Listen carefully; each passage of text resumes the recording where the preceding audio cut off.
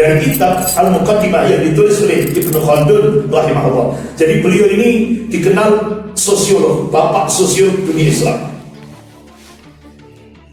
Beliau memberikan satu khulasa, satu kesimpulan, analisis yang cukup tajam sekali. Tanda-tanda kehancuran sebuah negara. Yang pertama, diawali dengan kezaliman pemerintah yang tidak lagi mempedulikan hak dan kesejahteraan rakyat. Yang kedua, sikap sewenang-wenang terhadap rakyat. Yang ketiga, ini implikasinya akan timbul rasa ketidakpuasan, kebencian dan ketidakpedulian rakyat terhadap hukum dan aturan yang ada. Situasi ini, kata Ibnu Khaldun rahimahullah, akan semakin parah bila kemudian terjadi iftirak, perpecahan di kalangan elit penguasa, yang itu sudah terjadi di Indonesia. Dan ini akan kerap endingnya berbuntut disintegrasi bangsa dan munculnya petty leader atau pemimpin yang lemah, atau istilah Panglima TNI Jenderal Gatot Nurmantio, yaitu pemimpin boneka. Makanya Panglima TNI menyatakan di Indonesia sudah terjadi proxy war, perang boneka. Sebagian yang beliau sampaikan di TV One, di IRC Indonesia Layar Club, bahwa Indonesia sekarang ini dicengkram oleh dua kekuatan adidaya, Amerika dan Cina. Kata Panglima TNI, Amerika dan Cina hanya duduk manis pegang remote, karena dua kekuatan adidaya ini sudah punya boneka-boneka di Indonesia.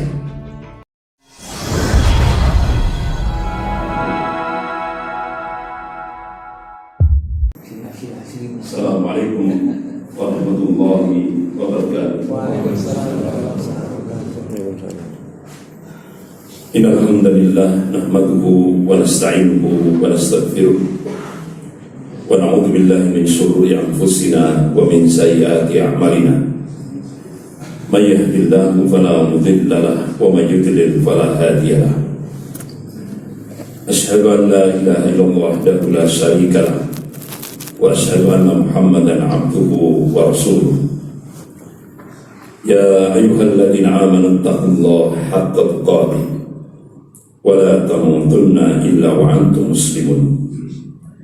Ya ayyuhan nasu taqu rabbakum alladzi khalaqakum min nafsin wahidah wa khalaqa minha zawjaha wa batha minhuma rijalan katsiran wa nisaa wattaqullaha alladzi tasaaluna bihi wal arham innallaha kana 'alaikum raqiba.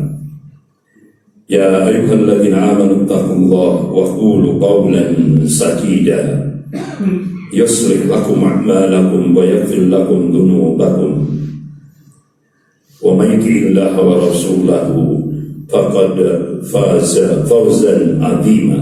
Amma ba'd, fa inna asdaqal hadis kitabullah wa khairul hadi hadi Muhammadin sallallahu alaihi wasallam wa syarrul umur muhdatsatuha wa kullu muhdatsatin bid'ah wa kullu bid'atin dhalalah wa kullu dhalalatin finnar. Masyaallah muslimin jamaah subuh rahimakumullah. Kita melanjutkan bahasan kita tentang masalah ummah atau problematika umat kontemporer kekinian. Bapak-bapak, ibu-ibu yang dirahmati Allah, Rasulullah SAW mengingatkan kepada umatnya. Qala Rasulullah SAW, man asbaha bi amril mu'minin falaysa minni. Hadis sahih rawahu Ahmad.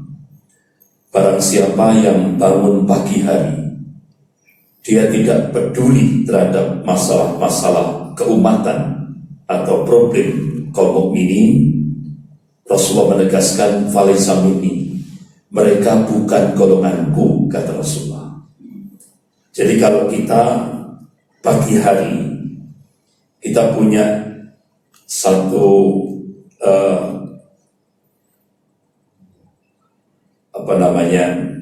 keyakinan bahwa yang penting saya selamat, keluarga saya selamat, masa bodoh terhadap umat, masa bodoh terhadap problem-problem umat, kata Rasulullah, model-model seperti ini falaysa minni, Kata Rasulullah, mereka bukan golonganku.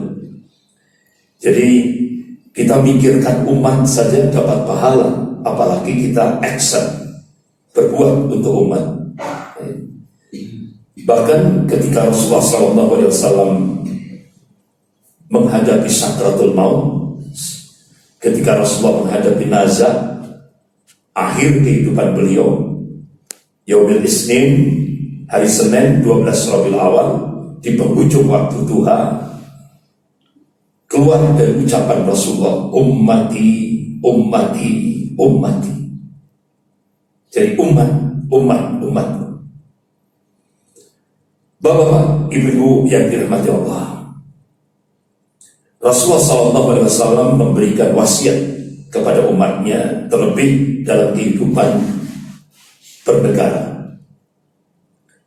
Jadi Islam tidak hanya mengatur kehidupan pribadi, kehidupan keluarga, kehidupan bermasyarakat, tapi Islam juga mengatur kehidupan bernegara. Rasulullah mengabarkan 1400 tahun yang lalu dari Hudzaifah bin Yaman radhiyallahu anhu, Rasulullah mengabarkan kita akan menghadapi periodisasi sejarah yang keempat.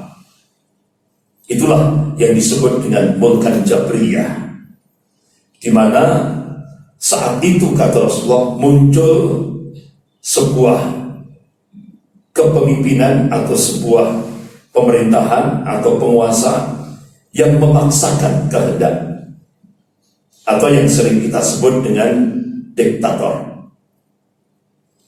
Itu sudah dikabarkan oleh Rasulullah SAW 1400 tahun yang lalu.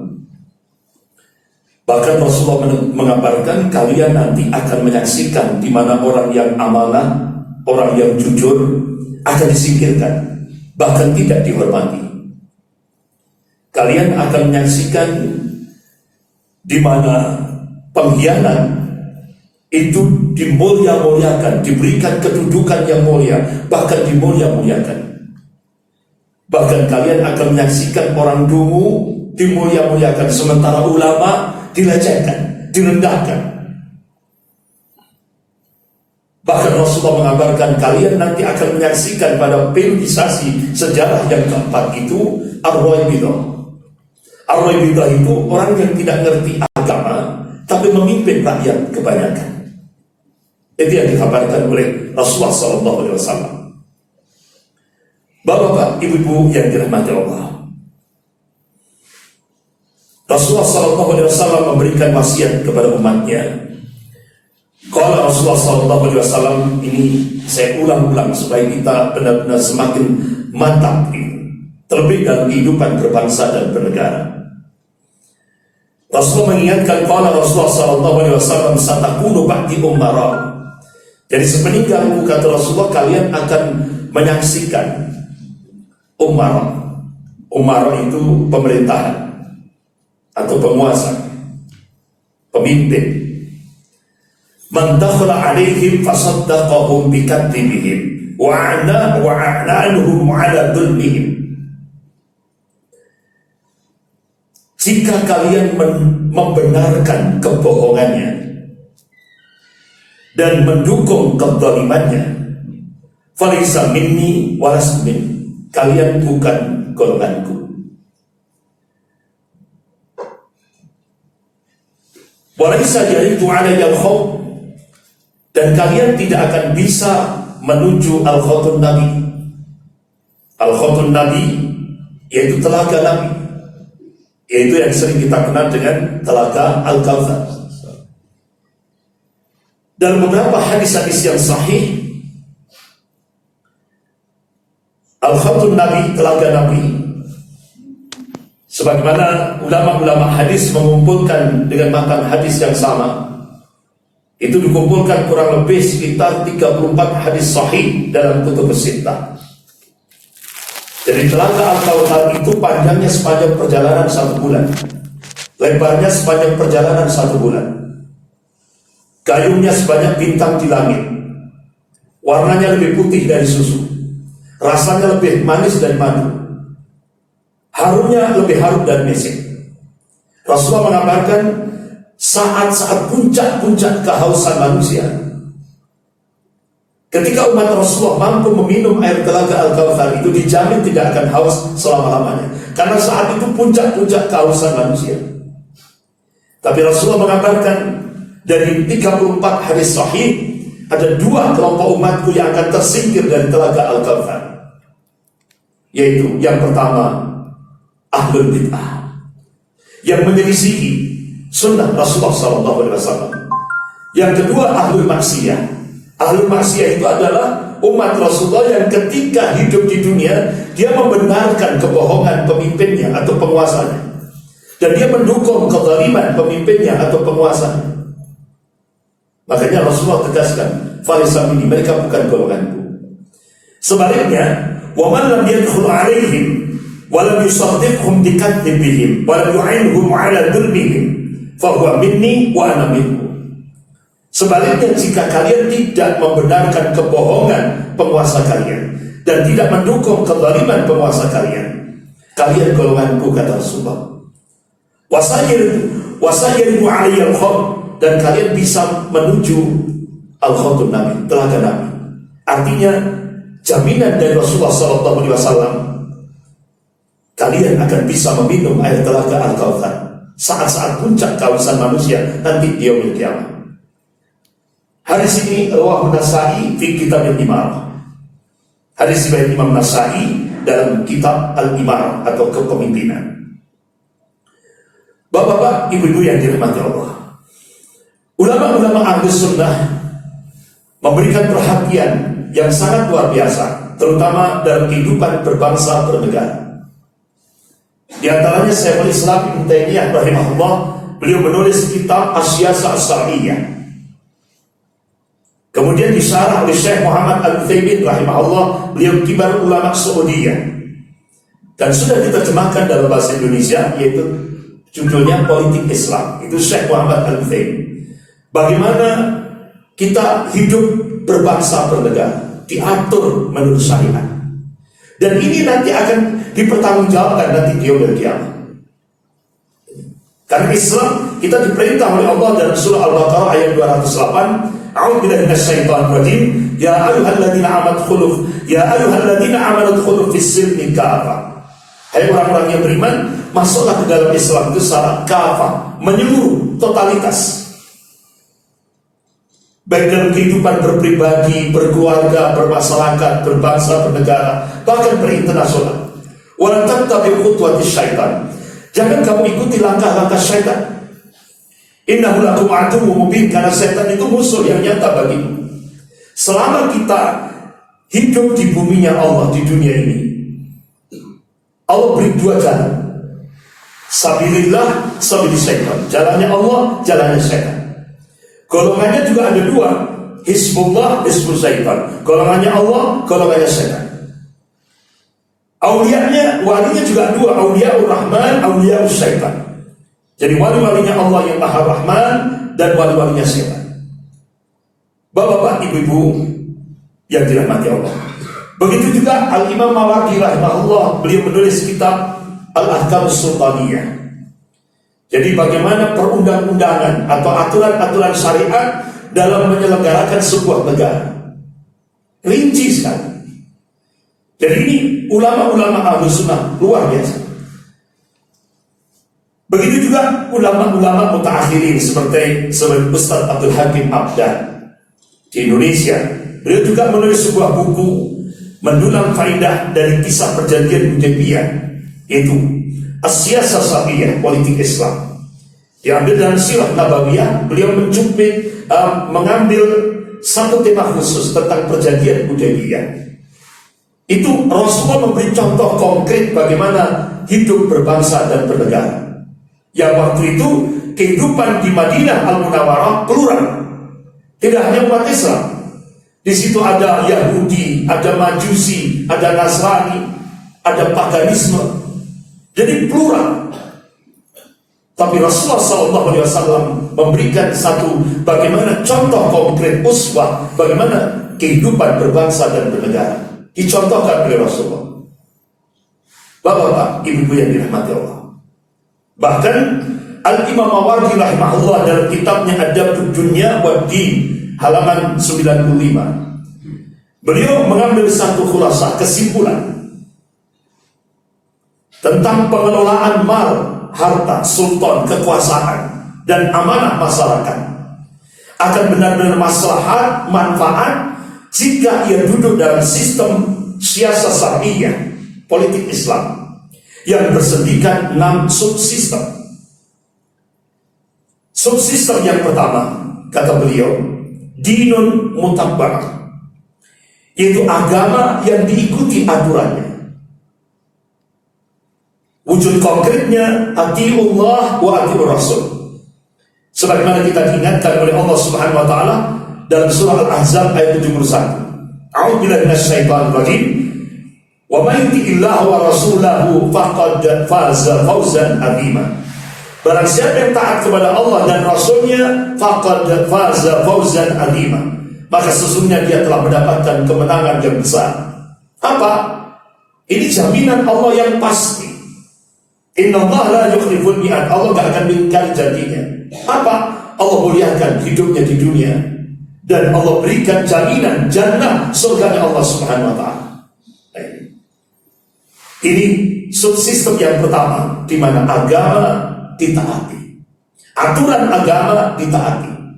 Sebagaimana Indonesia dalam preambul pembukaan Undang-Undang Dasar 1945, Negara Kesatuan Republik Indonesia berdasarkan ketuhanan yang Maha Esa, tauhid. Dan itu the founding father, pendiri Negara Kesatuan Republik Indonesia, menjadikan agama sebagai umbrella, sebagai payung bagi kehidupan masyarakat Indonesia. Makanya Indonesia bukan negara ateis, bukan negara sekuler, dan juga bukan negara agama, tapi agama menjadi umbrella, menjadi payung bagi kehidupan masyarakat Indonesia dalam berbangsa dan bernegara. Bapak-bapak, ibu-ibu yang dirahmati Allah. Yang kedua, sultanun qahirun, yaitu kekuasaan yang efektif. Yang ketiga, adlun samirun, keadilan yang merata atau hukum yang berkeadilan. Subsistem yang keempat, amnun am, yaitu keamanan yang terjaga, stabilitas keamanan yang bagus. Yang kelima, hizbun dar, yaitu kesuburan yang merata. Yang keenam, amulun fasihun, yaitu cita-cita yang tinggi, optimisme dalam kehidupan berbangsa bernegara. Sebagaimana kita diingatkan oleh Allah Subhanahu wa taala dalam surah Al-Imran ayat 139. A'udzubillahi minasyaitonir rajim. Wa la tahinu wa la tahzanu wa antumul a'launa in kuntum mu'minin. Jangan kamu pesimis. Jangan kamu merasa inferior. Jangan kamu merasa marginal. Wa la tahzan, dan jangan kamu sedih. Wa antumul a'launa, sesungguhnya kamu itu tinggi, kata Allah. In kuntum mu'minin, jika kalian beriman kepada Allah. Jadi jiwa-jiwa optimisme baik dalam kehidupan berpribadi, bermasyarakat, berbangsa, bernegara, ini harus dimunculkan. Ini motivasi dari Allah Subhanahu wa taala, spirit yang diberikan oleh Allah kepada hamba-hambanya yang beriman. Bapak-bapak, ibu yang dirahmati Allah, dari beberapa yang ditulis oleh ulama-ulama Ahlus Sunnah wal Jamaah, ada satu kitab juga yang ditulis oleh Ibnu Khaldun rahimahullah dalam kitabnya Al-Muqaddimah. Kitab ini dijadikan rujukan oleh seluruh dunia Islam, termasuk ulama-ulama di Indonesia. Bahkan kitab Al-Muqaddimah yang ditulis oleh Ibnu Khaldun rahimahullah ini juga dijadikan rujukan dunia barat, orang-orang negara-negara Eropa. Kenapa? Karena analisisnya tajam sekali. Tidak hanya teoritis, tapi juga empiris. Contoh dari kitab Al-Muqaddimah yang ditulis oleh Ibnu Khaldun rahimahullah. Jadi beliau ini dikenal sosiolog, bapak sosiolog dunia Islam. Beliau memberikan satu khulasa, satu kesimpulan, analisis yang cukup tajam sekali. Tanda-tanda kehancuran sebuah negara. Yang pertama, diawali dengan kezaliman pemerintah yang tidak lagi mempedulikan hak dan kesejahteraan rakyat. Yang kedua, sikap sewenang-wenang terhadap rakyat. Yang ketiga, ini implikasinya akan timbul rasa ketidakpuasan, kebencian dan ketidakpedulian rakyat terhadap hukum dan aturan yang ada. Situasi ini, kata Ibnu Khaldun rahimahullah, akan semakin parah bila kemudian terjadi iftirak, perpecahan di kalangan elit penguasa, yang itu sudah terjadi di Indonesia. Dan ini akan kerap endingnya berbuntut disintegrasi bangsa dan munculnya petty leader atau pemimpin yang lemah, atau istilah Panglima TNI Jenderal Gatot Nurmantio, yaitu pemimpin boneka. Makanya Panglima TNI menyatakan di Indonesia sudah terjadi proxy war, perang boneka. Sebagian yang beliau sampaikan di TV One, di IRC Indonesia Layar Club, bahwa Indonesia sekarang ini dicengkram oleh dua kekuatan adidaya, Amerika dan Cina. Kata Panglima TNI, Amerika dan Cina hanya duduk manis pegang remote, karena dua kekuatan adidaya ini sudah punya boneka-boneka di Indonesia. Makanya kenapa mantan Ketua MPR Profesor Amin Rais, elit negeri kita ini hanya sebatas komprador. Komprador itu apa bahasa Jawanya, Pak? Comos. Kalau bahasa Malangnya ketibal. Itu bahasa Malangnya agak kasar gitu. Jadi seperti itu, Pak. Sehingga akhirnya ketika dua kekuatan dunia ini sangat membenci Islam, otomatis elit negeri ini harus membenci Islam. Itu sudah sebuah kewajaran. Apalagi di majalah Newsweek, itu penasihat Presiden Amerika yang menulis dengan tanpa tanda aling-aling, The Age of Muslim War. Jadi politik global sekarang ini zaman perang melawan Islam. Itu. Jadi terang-terang. Makanya Brigjen Aditya Warnantoha, mantan staf Panglima TNI, ketika di Masjid Al-Azhar Jakarta Selatan, yang beliau khawatirkan kalau Amerika dan Cina bersatu. Dan ini ternyata sudah terbukti. Jadi Kementerian Luar Negeri Amerika dan Kementerian Luar Negeri Cina bersatu untuk mencengkram Indonesia. Bahkan yang disampaikan oleh Panglima TNI Jenderal Gatot Nurmantio, itu sekarang Indonesia bagian barat itu sudah milik Cina, Indonesia bagian timur Amerika. Jadi seperti itu. Jadi Bapak Ibu yang dirahmati Allah, makanya kita diperintah oleh Allah, ikra, baca. Artinya baca kehidupan, baca realitas kehidupan. Jangan sampai umat Islam ini tidak peduli terhadap politik. Kenapa? Kalau umat Islam buta politik, apalagi tidak peduli terhadap politik, habis kita. Apa yang terjadi di Andalusia, sebagaimana Kiai Haji Ahmad Dahlan, Allah yarham, bisa terjadi di Indonesia. Kalau umat Islam masa bodoh, cuek. Bapak-bapak, ibu-ibu yang dirahmati Allah, dari beberapa analisis ulama-ulama Ahlus Sunnah, kita mencoba kita korelasikan dengan kehidupan berbangsa bernegara di Indonesia. Bagaimana potret Indonesia kontemporer kekinian? Nah ini barusan saja ini, Profesor Jenny Samsudin kemarin hari Ahad di Masjid Al-Ikhlas Raya Langsung, dia masih kritis. Beliau sampaikan kondisi umat Islam di Indonesia sekarang ini ditekan, disudutkan, dan dituduh anti Pancasila dan kebinekaan. Itu, ini beliau terbuka ketika di Masjid Al-Ikhlas kemarin, dihadiri oleh masyarakat Malang Raya. Bapak-bapak, ibu-ibu yang dirahmati Allah. Kira-kira benar tidak ini? Statement beliau benar tidak gitu? Benar. Nyata sudah, nyata. Nah makanya Pak Amin Rais menyatakan elit negara kita komprador.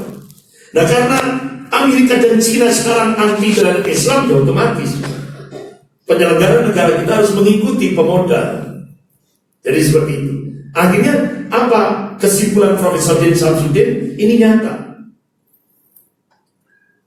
Contoh ini Pak, dalam aspek akidah was syariah, sekarang yang berkuasa di Indonesia partai apa Pak?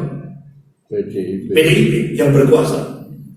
Nah ini contoh dalam aspek akidah was syariah. Yang pertama, statement Ibu Megawati dalam pidato politiknya hari Selasa 10 Januari 2017 di Jakarta Convention Center. Beliau katakan para pemimpin yang menganut ideologi tertutup, yang dimaksud ideologi tertutup itu adalah Islam. Itu maksudnya. Dan yang nulis teks pidato beliau ini adalah Pak Hasto, sekjennya. Itu tokoh Katolik yang militan dari Ordo Yesuit. Jadi beliau katakan para pemimpin yang menganut ideologi tertutup mempromosikan diri mereka sebagai para peramal masa depan.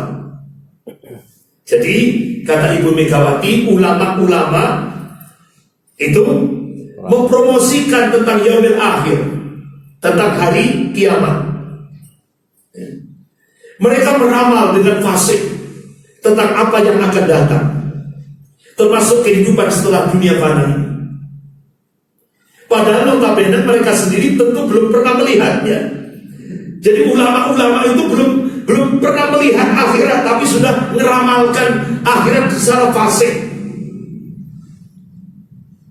Nah, Bapak-bapak, Ibu yang dirahmati Allah, ini ucapan seperti ini, Bapak-bapak, Ibu yang dirahmati Allah, kalau ditimbang menurut Al-Quran dan Sunnah, jumhur ulama Ahlus Sunnah wal Jamaah seluruh dunia sepakat kalau ada seorang muslim tidak percaya yaumil akhir, kafir hukumnya.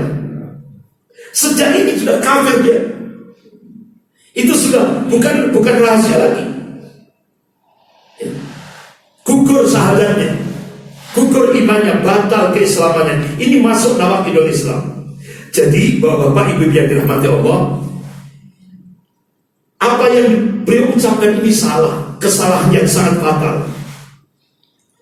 Jadi ulama menyampaikan tentang kehidupan akhirat itu bukan dari ulama, itu informasi dari Allah dan Rasulnya, informasi dari Al-Quran dan hadis tentang kehidupan akhirat, tentang kehidupan setelah kematian.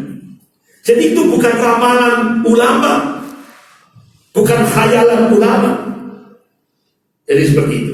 Tapi sampai hari ini tidak ada satu ormas Islam pun yang berani menggugat ini. Karena sudah berkuasa. Ya, tidak ada satu ormas pun yang memberikan gugatan terhadap ini, padahal ini masalah yang fundamental. Tidak ada yang berani.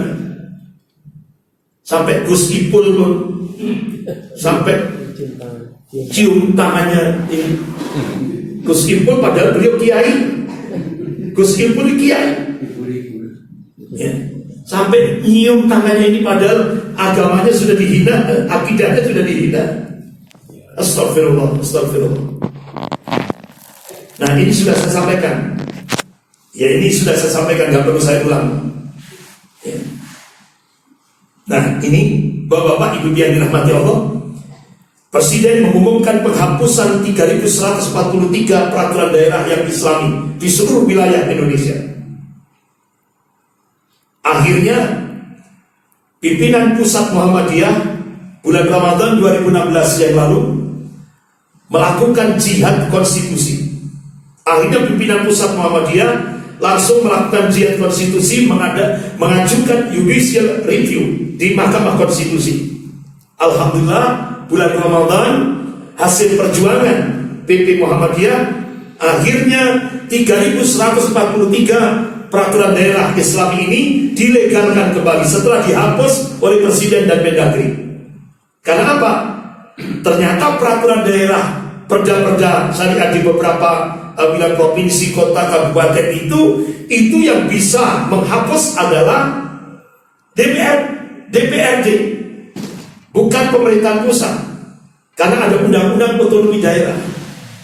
Jadi tidak semudah itu pusat menghapus. Jadi alhamdulillah perjuangan PP Muhammadiyah berhasil, sehingga 3143 Perda Islami itu dilegalkan kembali oleh Mahkamah Konstitusi, sebuah lembaga hukum yang paling tinggi di Indonesia. Makanya Profesor Mahfud MD ketika diundang di Masjid Al-Ghifari yang dulu itu beliau sudah sebelum perjuangan PP Muhammadiyah itu Pak Mahfud MD, mantan ketua Mahkamah Konstitusi, sudah memberikan statement, ini presiden tidak tahu undang-undang. Ini salah, itu kesalahan itu. Jadi seperti itu. Kemudian selanjutnya, ini Deputi Bidang Pengkajian dan Materi Unit Kerja Presiden, Bapak Anas Saidi. Ini dilantik oleh Presiden Jokowi sebagai Deputi Bidang Pengkajian dan Materi Unit Kerja Presiden dalam pembinaan ideologi Pancasila. Nah, ketika acara simposium nasional pemuda Indonesia di Hotel Arya Bintang, Jakarta Pusat, hari Rabu 30 Agustus 2017, beliau memberikan statement. Jadi di Indonesia boleh orang menjadi ateis dan murtad pun boleh. Ini kan bahaya ini, Pak. Ini pernyataan yang sangat berbahaya sekali. Jadi di Indonesia itu boleh menjadi ateis dan murtad. Coba kalau kita kembalikan pada hadis. Kalau Rasulullah SAW, man badala dinahu faqtuluhu. Ini hadis sahih riwayat Bukhari wa Muslim. Artinya barang siapa yang mengganti agamanya atau murtad, hukumannya mati, Pak. Dan sembarangan itu. Bahkan Allah tegaskan dalam surah Al-Baqarah ayat 217, A'udzubillahi minasyaitonir rajim, wa may yartadda minkum an dinihi. Barang siapa yang murtad, keluar dari agama Allah, fayamut wa huwa kafir, kemudian dia mati dalam kekafiran, faulaika habitat a'maluhum fid dunya wal akhirah. Sia-sia kebaikannya dalam kehidupan dunia dan akhirat.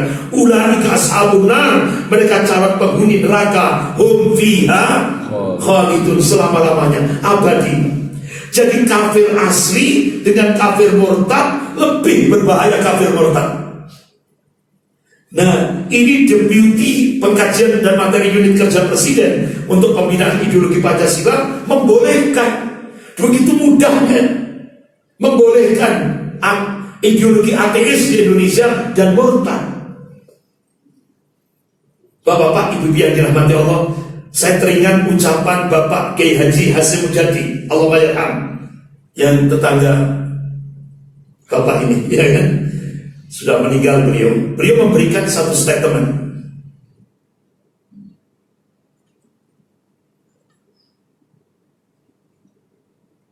Di Pancasila ini ada ketuhanan yang Maha Esa. Artinya apa? Dia, Indonesia bukan negara ateis, bukan negara sekuler, dan bukan negara agama. Karena kalau negara ateis, dia tidak percaya kalau Tuhan ada. Dia anti Tuhan. Aneh juga, sesuatu yang tidak ada kok dianteni. Bukan pula negara sekuler, karena membiarkan orang untuk beragama atau tidak beragama.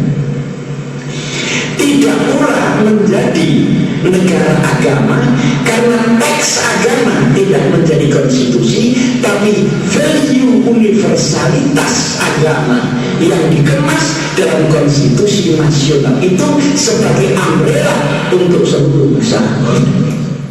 Nah, itu Pak.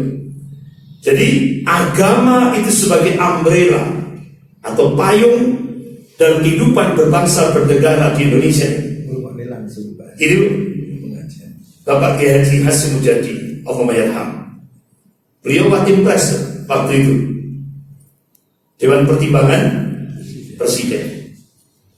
Jadi bapak-bapak, ibu yang dirahmati Allah, jadi statement unit kerja presiden ini benar-benar ini kesalahan yang sangat fatal.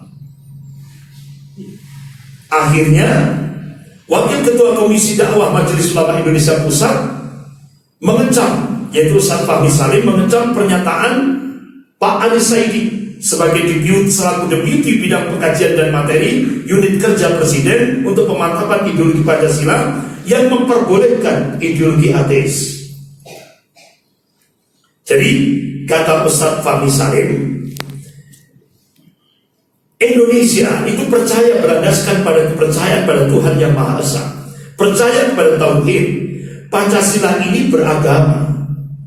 Sekarang ada pihak-pihak yang ingin menyeret Pancasila seolah-olah Pancasila ini membenarkan ateisme. Kalau sudah membenarkan ateisme, murtad, ini selangkah lagi dia akan bisa membenarkan komunisme.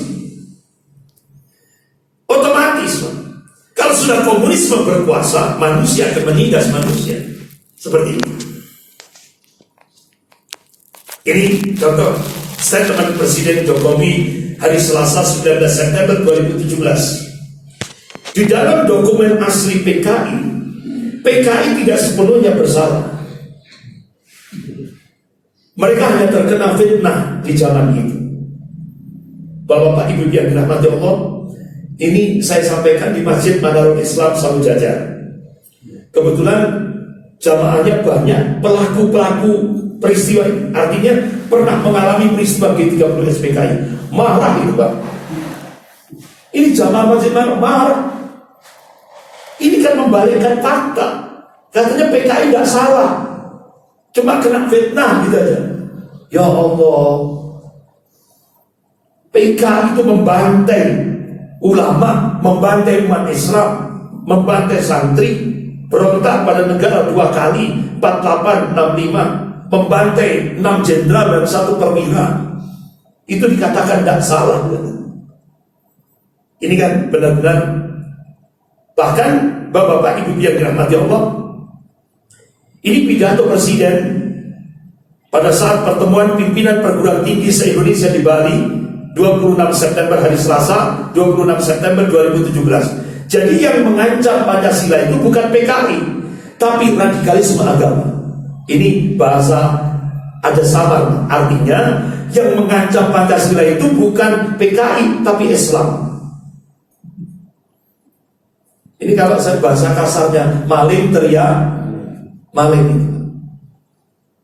Jadi kata beliau, sekarang ini telah terjadi infiltrasi ideologi dalam pidatonya yang ingin menggantikan Pancasila dan memecah belah kita. Apa jawaban Panglima TNI? Jawaban Panglima TNI Jenderal Gatot Nurmantio, Indonesia tidak terpecah karena Pancasila dijaga umat Islam. Bahkan Panglima TNI menegaskan di gedung PP Pusat Muhammadiyah ketika beliau diundang, ini statement Panglima TNI.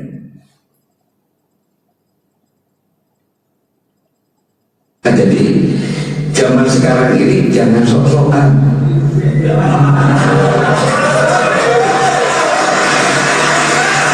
Jangan sok-sokan seolah-olah dia yang memerdekakan bangsa ini, dia yang terus mau-maunya. Saya katakan bahwa Pancasila itu adalah hadiah umat Islam kepada Indonesia. Kita buktikan kali. Nah, Panglima TNI memberikan statement, Pancasila itu adalah hadiah umat Islam untuk Indonesia dalam kehidupan berbangsa dan bernegara. Bahkan ketika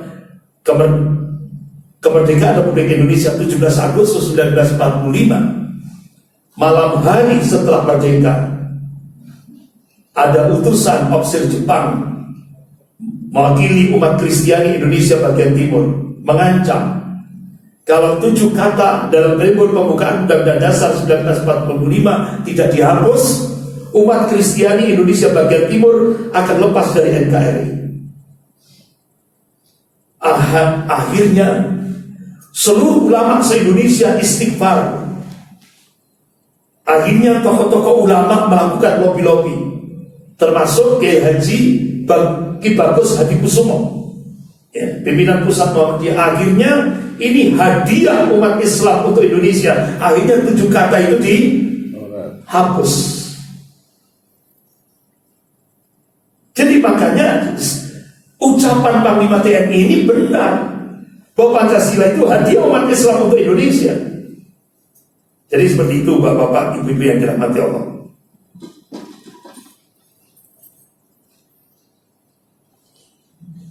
Ini fenomena kebijakan Mendagri.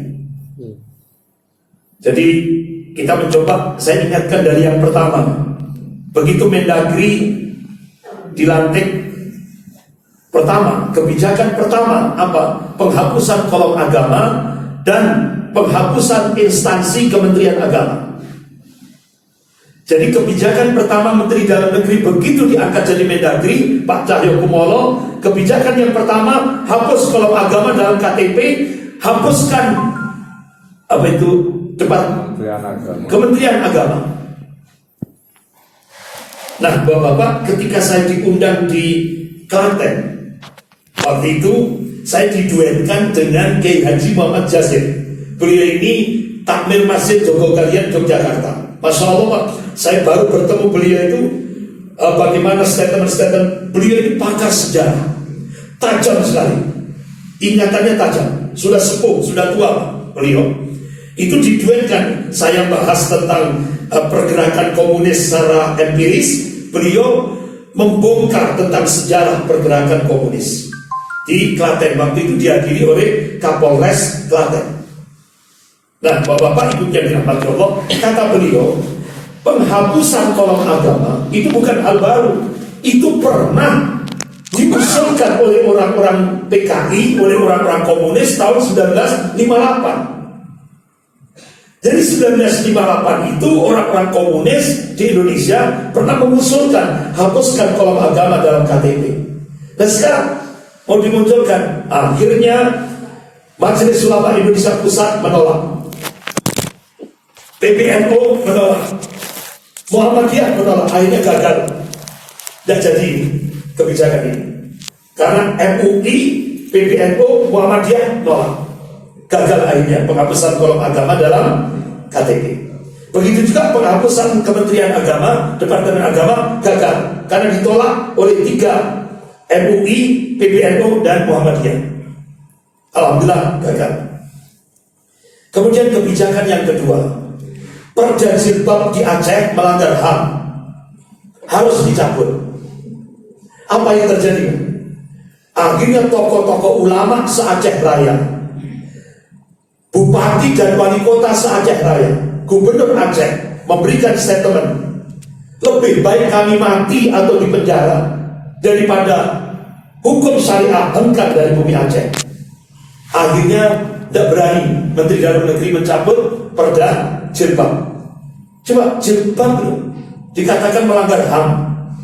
Coba ini kan taswir pelecehan itu.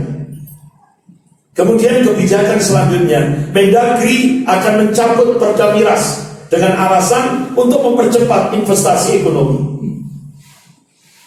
Coba Pak, kira-kira dengan Perda Miras masih banyak nggak tindakan kriminal pidana di Indonesia?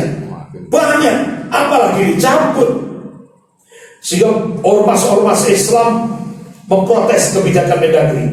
Bahkan partai-partai yang mengarah pada Islam menolak itu. Akhirnya sampai sekarang belum keluar. Artinya kebijakan ini masih ditolak.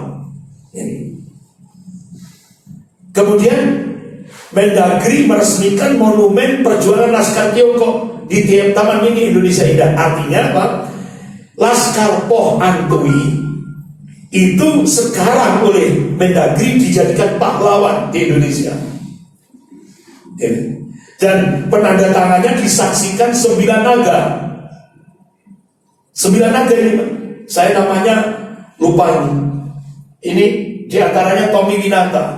Jadi ini 9 naga kumpul semua di Taman Mini Indonesia Indah menyaksikan Mendagri meresmikan monumen Laskar Poh Antui.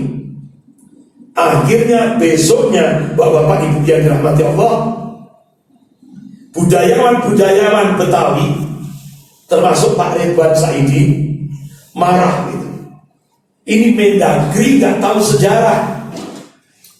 Kata beliau, Laskar Cina Poh Antui itu dilatih dan dipersenjatai Belanda untuk membantu menangkap para pejuang kemerdekaan kepada pasukan Belanda. Jadi Laskar Cina Poh Antui ini pengkhianat antek penjajah Belanda. Jadi Laskar Poh Antui itu adalah milisi Cina Indonesia yang dibentuk dan dipersenjatai oleh penjajah Belanda. Mereka membentuk satuan untuk setia kepada Belanda. Tugas mereka menjadi mata-mata, melakukan aksi teror, penculikan, pemerkosaan pada wanita-wanita pribumi Indonesia, penjarahan, dan mengambil upeti dari petani-petani pribumi, memeras rakyat pribumi untuk diambil kekayaan dan disetorkan kepada penjajah Belanda. Bahkan mereka akan membunuh kalau ada pribumi yang menentang Laskar Poh Antui. Loh, kok sekarang dijadikan pahlawan? Ini aneh, Pak. Karena disaksikan oleh 9 naga.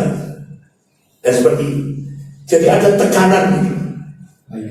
Jangankan ini, Pak, di Bandara Internasional Soekarno-Hatta itu kalau ada turun pesawat landing, itu sudah nampak baliho besar di Bandara Internasional Soekarno-Hatta. Itu terpampang gambar-gambar pahlawan, ada Presiden Soekarno dan Bung Hatta. Kemudian gambar-gambar pahlawan. Nah, di tengahnya itu ada gambarnya Hadratus Syekh Hasyim Asy'ari, pendiri Nahdlatul Ulama. Sebelahnya yaitu Kiai Haji Ahmad Dahlan, pendiri Muhammadiyah. Di tengahnya itu ada Musa dan DN Aidit. Berarti komisi pemimpin komunis Musa dan DN Aidit sekarang dijadikan pahlawan.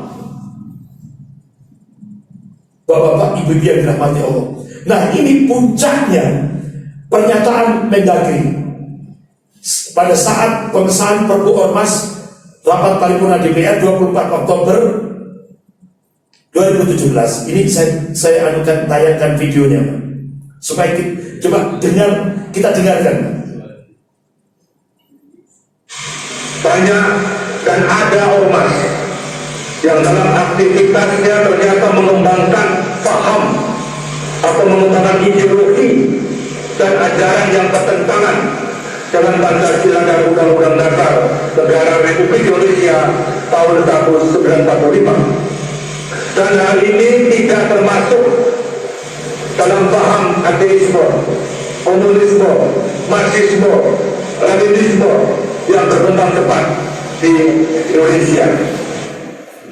Coba, Pak. Jadi Perpu Ormas ini tidak termasuk untuk ormas komunis, marxis, leninisme. Jadi Perpu Ormas ini hanya untuk, kata Pak Amin Rais, ini pisau politik untuk menghabisi ormas-ormas Islam di Indonesia. Jadi seperti itu. Jadi tadi pernyataan Mendagri,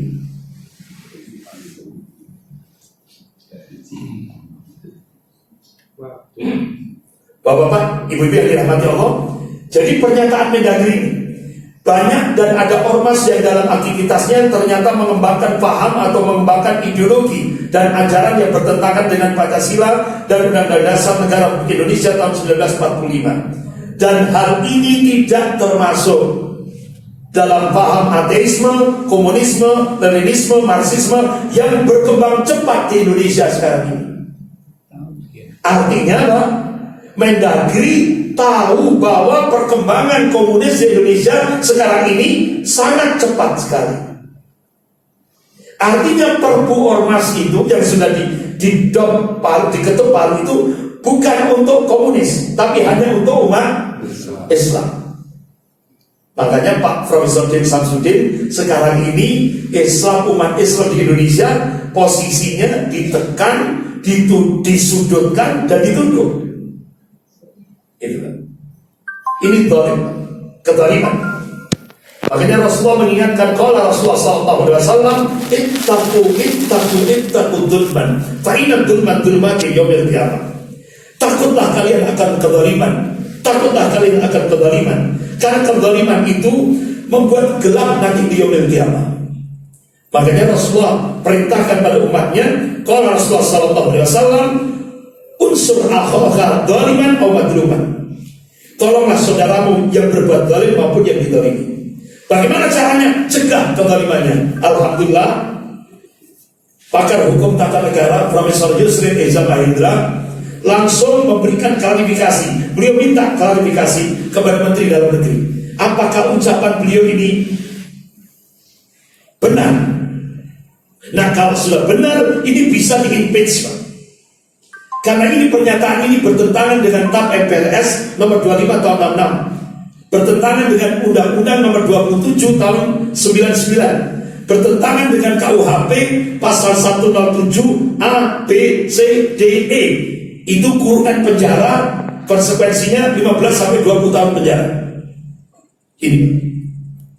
Jadi Bapak-bapak, Ibu yang dirahmati Allah, akhirnya Bapak mantan Mendagri, dulu Kasos Pol Abri, Alhamdulillah, dulu saya pernah diundang oleh beliau ketika beliau menjabat Kasos Pol Abri, diundang kurang lebih sekitar 60-an, 60 sampai 70-an pemuda-pemuda Islam seluruh Indonesia, dan itu ke Asrama Haji Pondok Gede Jakarta. Kita diinapkan semalam, besok paginya kita diminta untuk menghadap presiden. Waktu itu Presiden Habibie. Alhamdulillah kita diterima Pak Habibie. Setelah itu diajak ramah-tamah makan bersama di Istana Negara. Alhamdulillah waktu itu ada 70 teman-teman yang hadir. Bapak-bapak, Ibu yang dirahmati Allah, beliau terakhir menjabat Mendagri, kemudian pensiun. Beliau memberikan surat terbuka kepada Presiden Jokowi. Judulnya jangan mencabik-cabik bangsa dan umat Islam. Kepada Bapak Jokowi, saya Sarwan Hamid, bukan orang partai, tidak berambisi politik, yang hanya old soldier, artinya tentara tua, tentara pensiunan, yang tidak sudi bangsa ini tercabik-cabik dan posisi umat Islam disudutkan.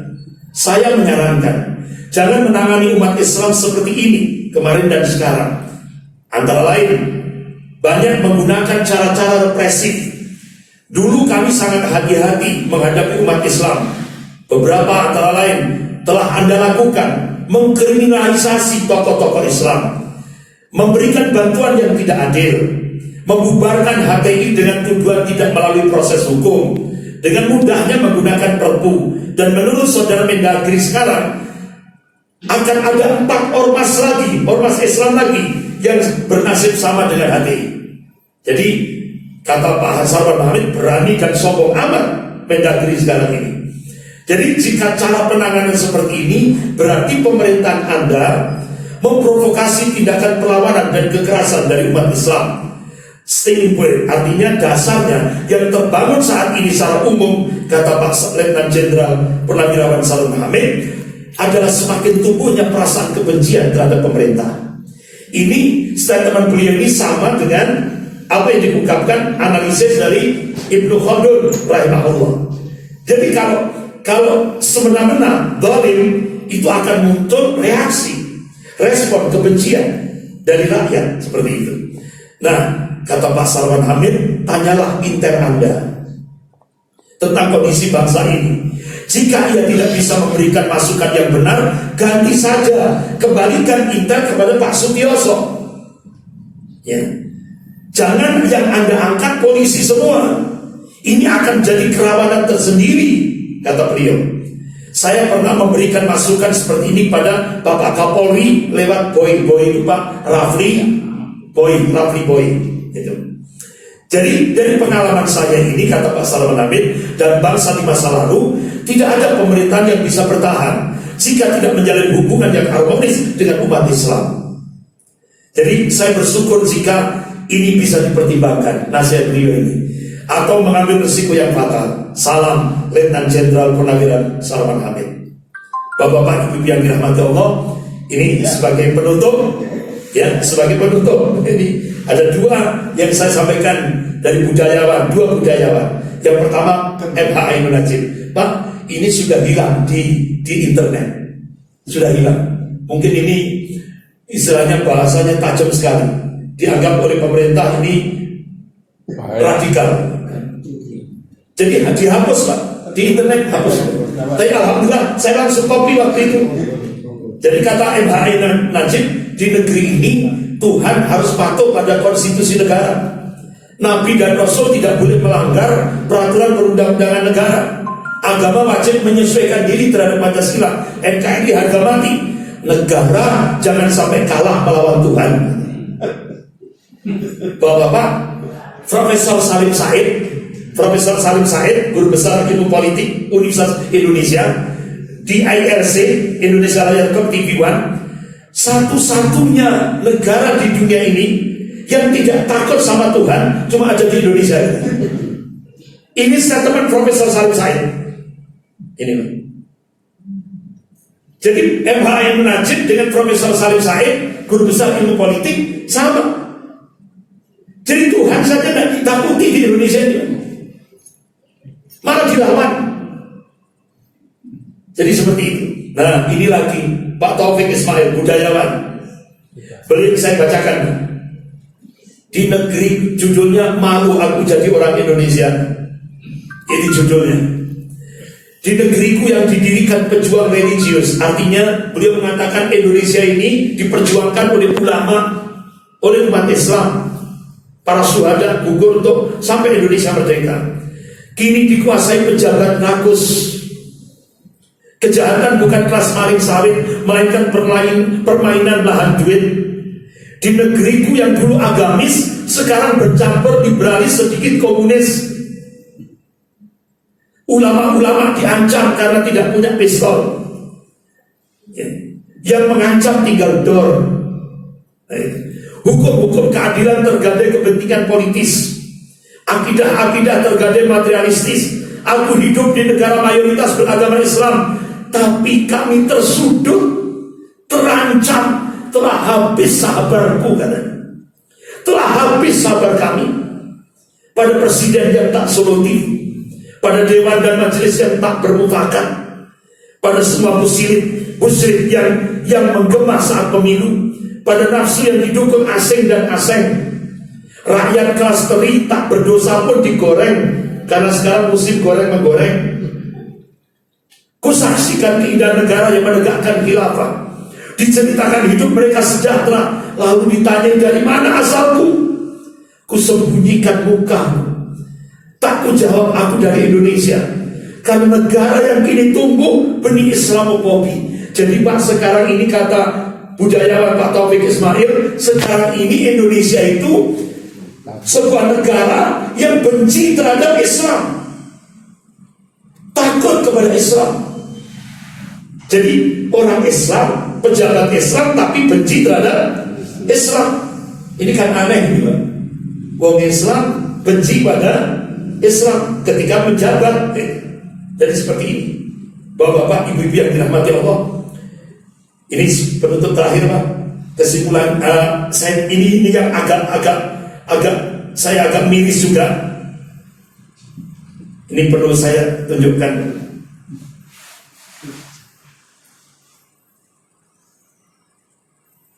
Nah, ini Menteri Perhubungan minta pada rektor-rektor se-Indonesia untuk mencurigai aktivitas mahasiswa di masjid dan di asrama mahasiswa. Jadi sekarang rektor-rektor seluruh Indonesia diminta oleh Menteri Perhubungan untuk mengawasi mahasiswa yang menuju masjid dan mengawasi asrama-asrama mahasiswa. Yang di situ dia mengkaji Al-Quran dan hadis. Coba, ini Menteri Perhubungan, agamanya Islam, tapi curiga terhadap Islam. Jadi Bapak Ibu yang dirahmati Allah, kalau saya korelasikan pada statement Panglima TNI, jadi Cina untuk merusak generasi Indonesia dropping 250 ton narkoba. Nah sekarang setelah generasi muda dirusak dengan 250 ton narkoba, sekarang kalau pemuda itu menuju masjid harus dicurigai. Ini sudah nemen, sudah negeri ini Pak. Wong Islam tapi benci terhadap Islam. Itu bahasanya apa kira-kira? Golongan apa itu? Munafik. Itu. Pejabat Islam tak benci terhadap Islam. Saya kira ini dulu. Insya Allah bulan depan kita bahas lagi. Ini dalam aspek akidah syariah. Bahkan bapak-bapak, ibu yang dirahmati Allah, sekarang sertifikasi halal itu sudah bukan wilayahnya MUI, bukan wilayahnya ulama. Sekarang sertifikasi halal sudah dicabut oleh pemerintah. Jadi sekarang yang memberikan sertifikasi halal, halal haram itu pemerintah. Sehingga akhirnya dulu whisky kristal itu kan haram. Sekarang halal. Whisky kristal itu sekarang dihalalkan oleh pemerintah. Karena yang sekarang yang memiliki kebijakan sertifikasi halal itu pemerintah. Ngeri Pak kita sudah sekarang. Jadi padahal yang namanya fatwa halal haram itu wilayahnya ulama, bukan umarah. Jadi sekarang whisky kristal yang dulu haram sekarang menjadi halal di Indonesia. Astagfirullah. Sekian lebih kurangnya saya mohon maaf. Astaghfirullahaladzim. Subhanakallahumma wa bihamdik, asyhadu an la ilaha illa anta astaghfiruka wa atubu ilaik. Wabillahi taufiq wal hidayah. Wassalamualaikum warahmatullahi wabarakatuh. Waalaikumsalam.